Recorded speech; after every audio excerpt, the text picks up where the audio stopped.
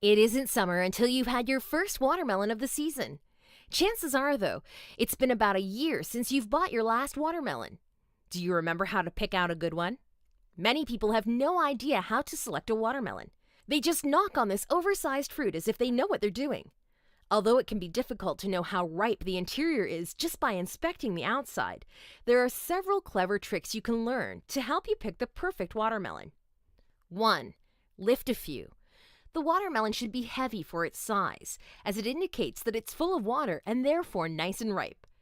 Try comparing the weight of your watermelon to another of equal size. The heavier one will be riper.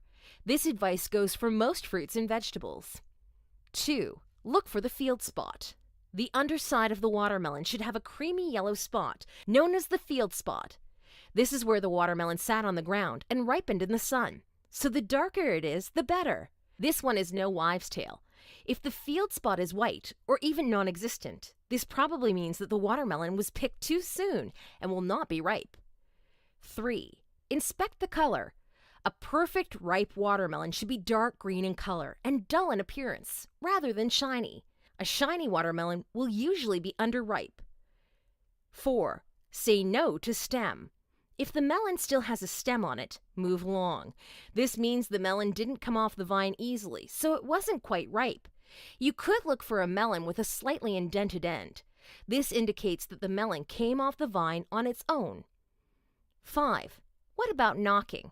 Knocking is pointless. However, you can hold the watermelon like you're cradling a baby and give it a good thwap. You'll feel the vibrations in the bottom of your hand if the watermelon is right. 6. What about selecting a pre-cut melon? If you're purchasing pre-cut watermelon, there's also certain things to look out for. Choose pieces with bright red flesh and dark brown or black seeds. Avoid pieces with white streaks and an abundance of white seeds. You should also steer clear if the flesh looks dried out or mealy or is separated from the seeds. Now, what about you? Do you have any tricks to pick a perfect watermelon? Please share it in the comments below.